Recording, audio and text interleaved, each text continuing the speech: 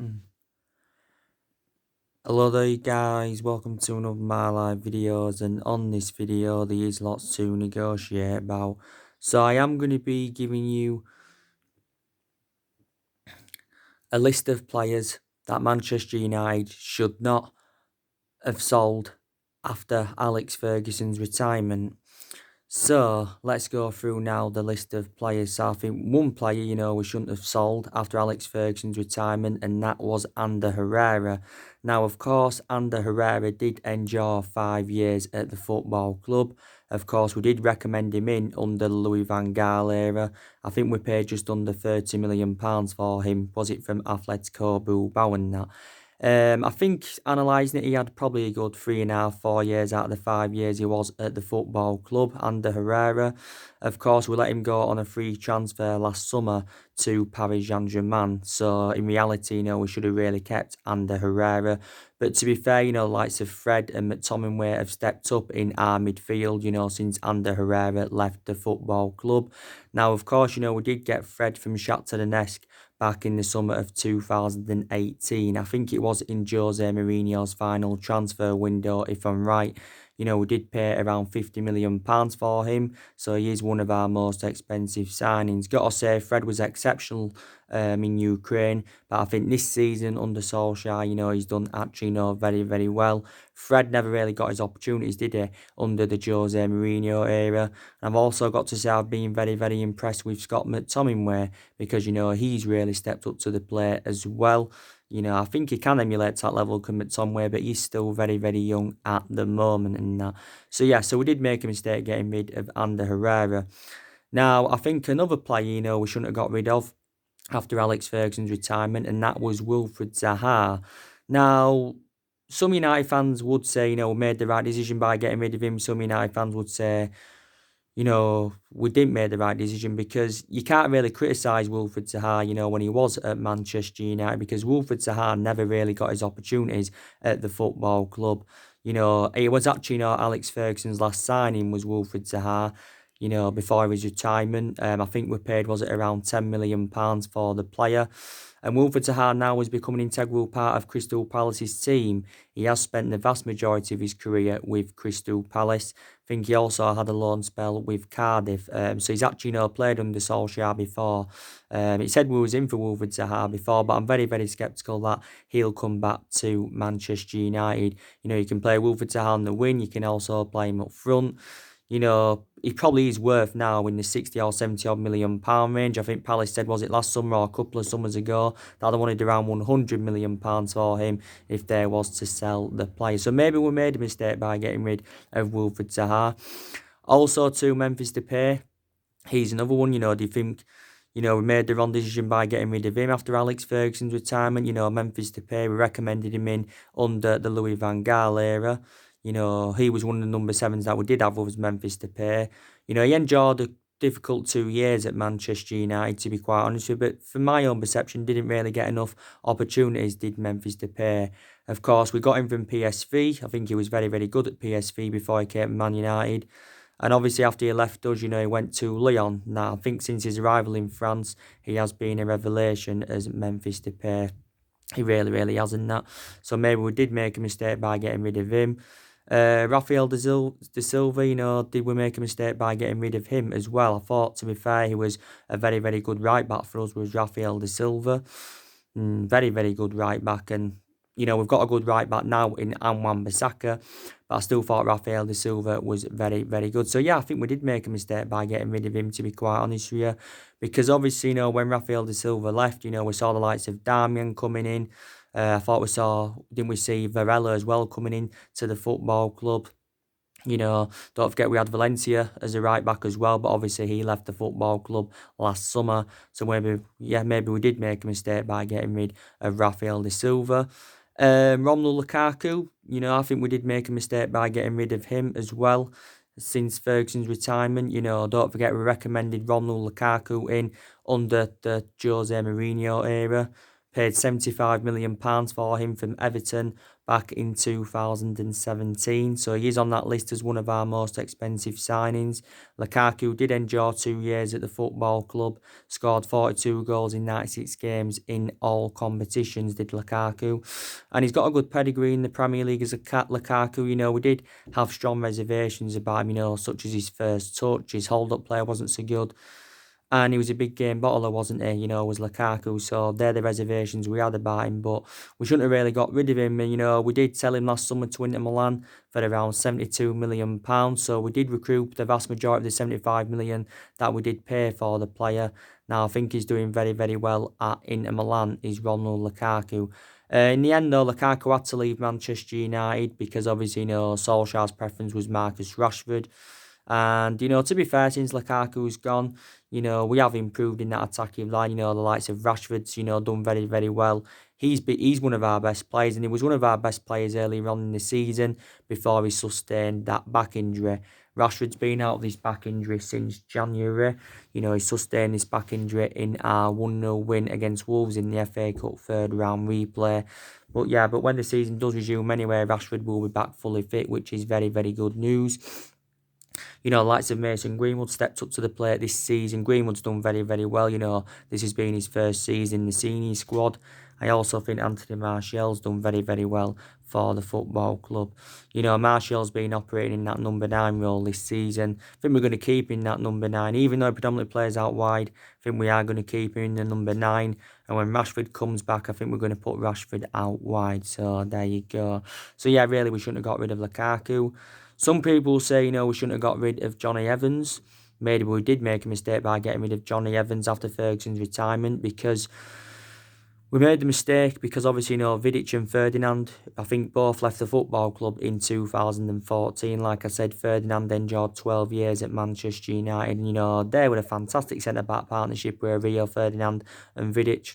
So reflect on their departures then, maybe we should have kept Johnny Evans in that. Because obviously, now we've got a lot of centre-halves in the team. We've got Phil Jones, that's been here since the Alex Ferguson era. But he's very, very inconsistent now. Rojo, he was very, very inconsistent. He's now out on loan at Estudiantes. Chris Smalling, we got him under the Alex Ferguson era. He endured 9 years at Man United. He's now out on loan with Roma. I think we're looking to get rid of Smalling permanently for around 17 million. I think Roma are interested in getting him on a permanent transfer and that. So yeah, these players, that we've got rid of, that we shouldn't have got rid of, after Alex Ferguson's retirement. So I think they're the players, that Manchester United shouldn't have got rid of.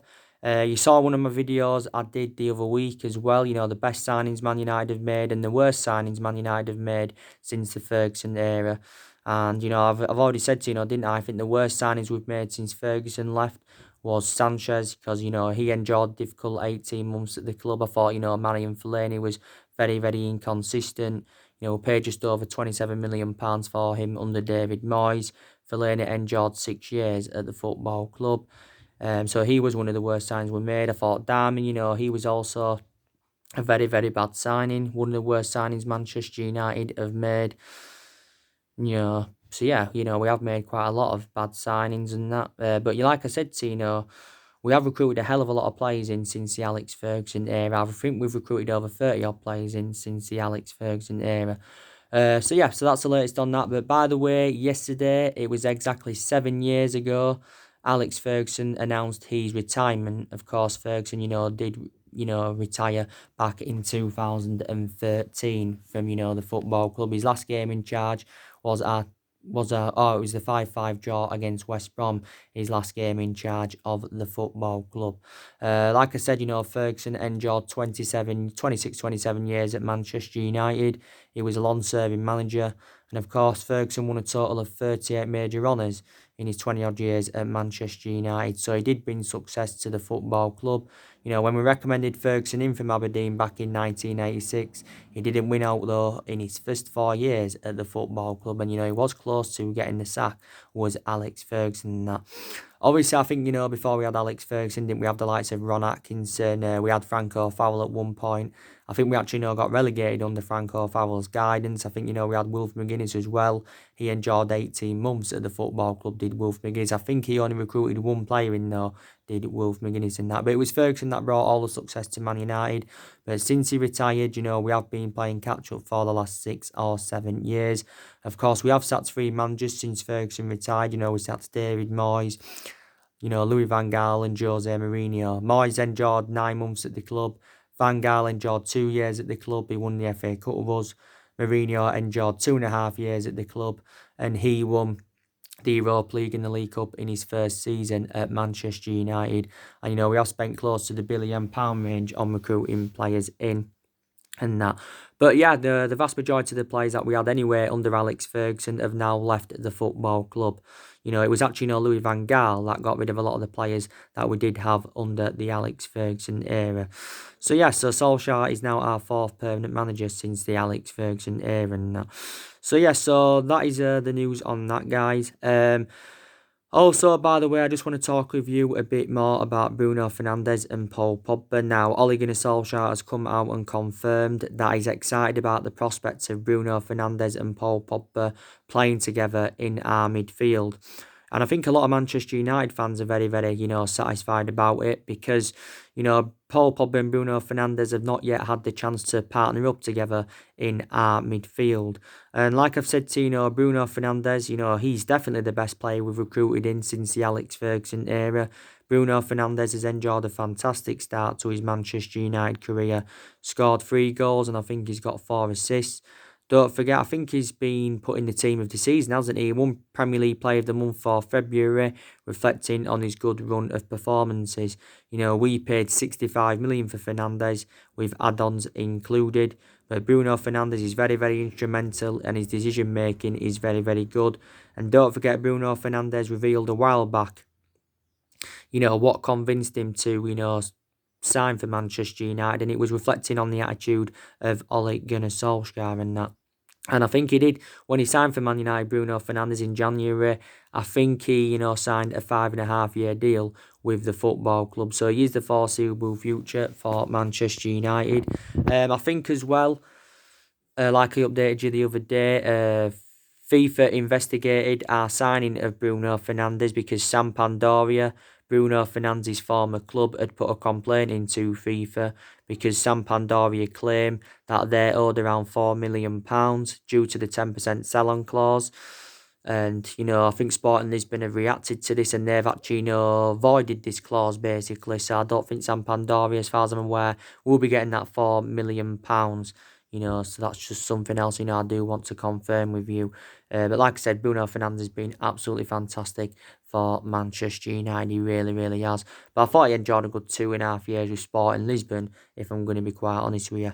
But yeah, the news, don't you, on Paul Pogba. Gary Neville also believes, that Paul Pogba, will stay at the football club because of 8 players.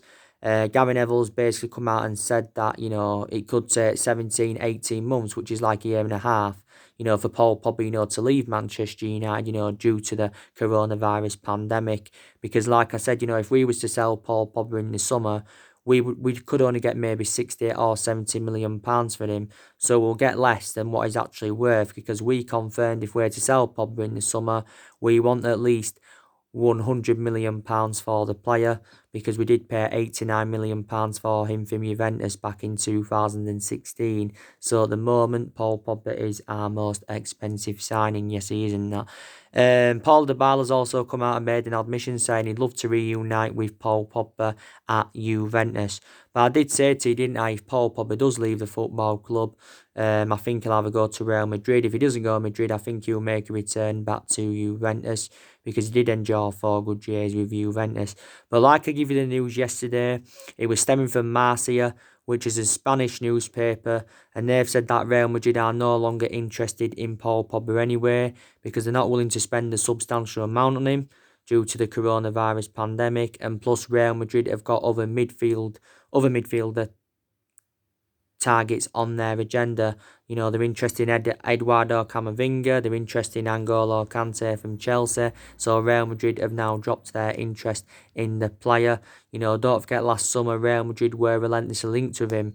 Real Madrid said they wanted around 100, well, we said, sorry, we wanted around £180 million last summer, but Real Madrid were not willing to meet that valuation. Of course, Real Madrid did recruit quite a few good players in last summer, but they still want to do more business when the transfer market does open and that.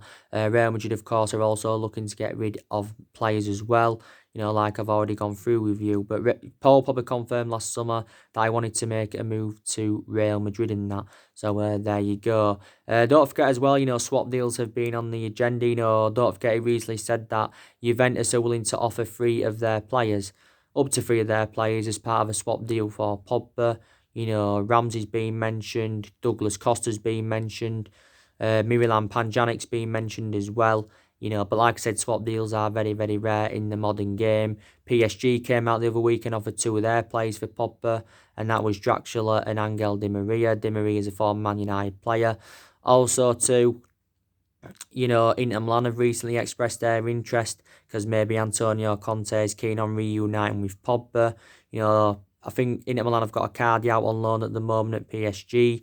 Don't forget Mario Cardi's contract at PSG has been terminated. Also, because he wants to return to Italy, back to Inter Milan. And also, too, you've got Ivan Perisic out on loan at Bayern Munich. So I think they are looking to get rid of them on permanent transfers into Milan. Yes, they are and that. Barcelona have been in for Pogba in the past, but I think Paul Pogba now is staying at the football club.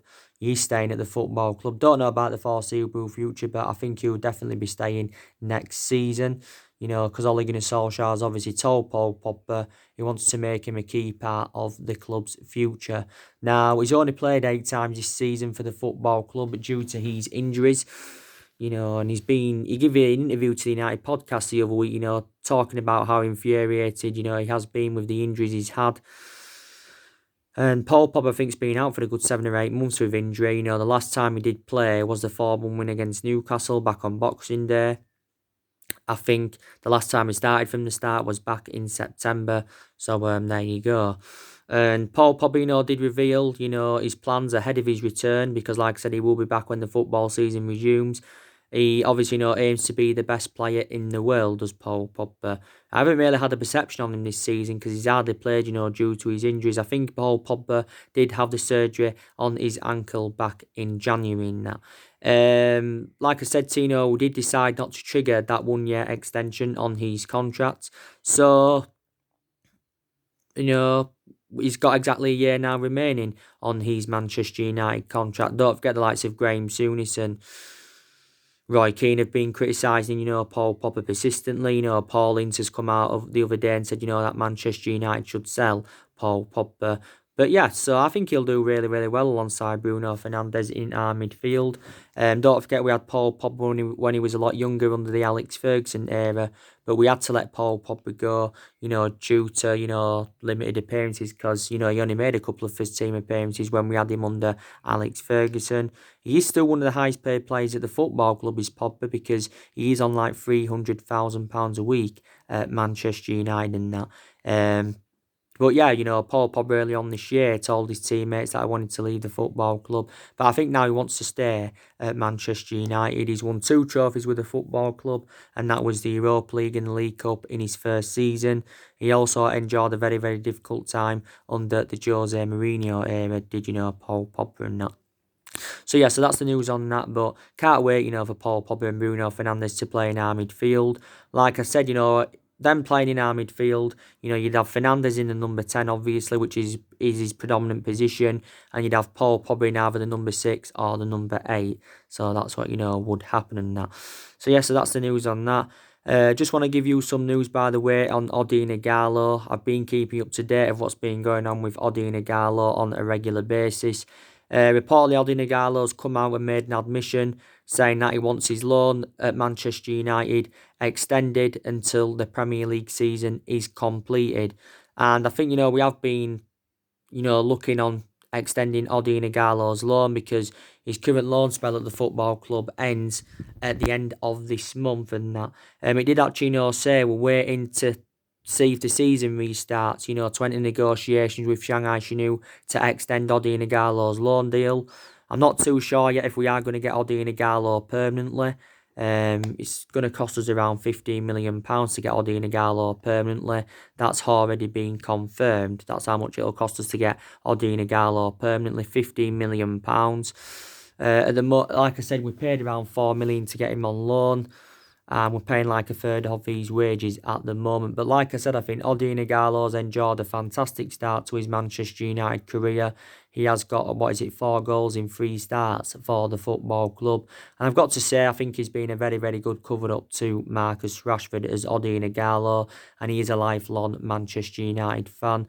Don't forget, a while back, Shanghai Shenhua had offered him a 2-year contract plus 400 grand a week to try and convince him to turn down a permanent move to Manchester United. So he wants his loan extended at the football club, does Odi Nagalo. So that is the latest news on him.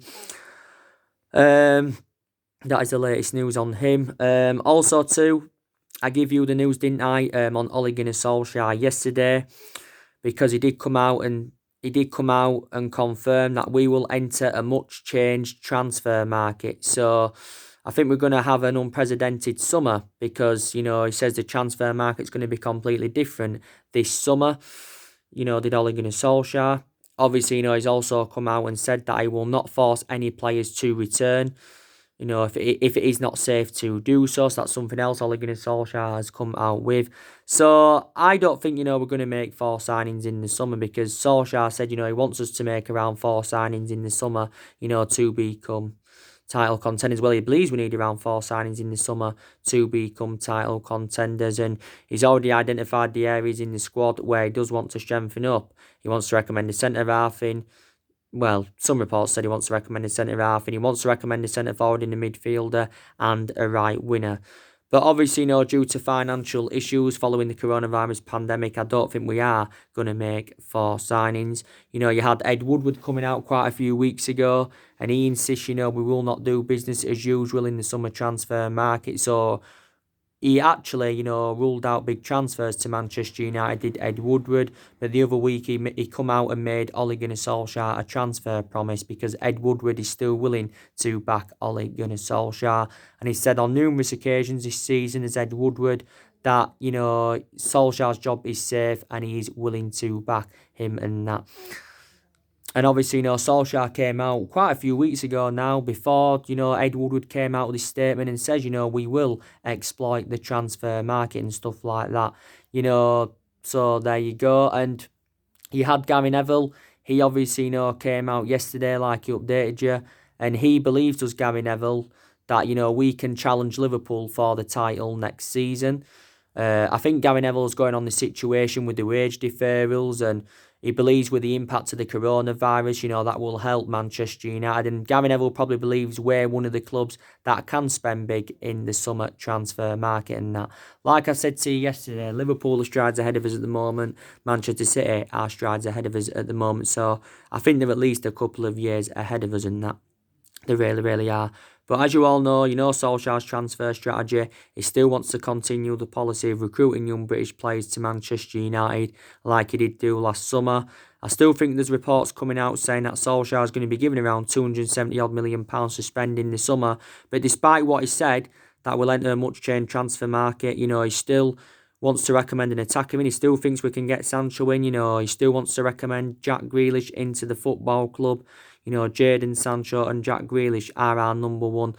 Well, they are our number one priority targets, yeah. You already know the news regarding Jadon Sancho. Reports have recently said that, we could miss out on Jadon Sancho in the summer because recent reports said his transfer to Manchester United is off, and, we've changed our plans. We're planning to get Jadon Sancho in the summer of 2021 instead of getting him this summer. And Borussia Dortmund have confirmed that they expect Jadon Sancho to stay with them in the summer. But he's still expected to leave, even though Borussia Dortmund did say this. Don't forget, reports came out a couple of days ago saying that Sancho wants to make a return back to London, because he began his footballing career in London with Watford, and he was at Watford for several years. Don't forget Chelsea being in for Jadon Sancho as well. So there you go. I don't think we're prepared to break the bank as well for Jadon Sancho, because despite, the coronavirus pandemic and that, Borussia Dortmund remain ruthless over their valuation. They have said they want at least £100 million for the player. We're not willing to pay £100 million for Jadon Sancho. So there you go. Some reports said they could cost us up to £120 million. Don't forget, a couple of days ago, Sancho was talking about the deep sacrifices of living in Germany away from his family and his friends. But we've been relentlessly linked with Jadon Sancho, and that, we've been relentlessly linked with him. Don't forget, we are willing to give him the number 7 if he does come to Manchester United, because we have got number 7 vacant at the moment, and we've had a lot of good number 7s up and down the generations, we really, really have. But Fabrizio Romano confirmed, we've been in negotiations with his agent for quite some time, and we've also been working on his contract. If Jadon Sancho is sold, City benefit from it because they get around 15% of the transfer fee due to the couple of clauses. Sancho is now into his 3rd season at Dortmund. Dortmund only paid £7 million for him from Man City, so if they sell him Dortmund, they'll make a huge profit on the player.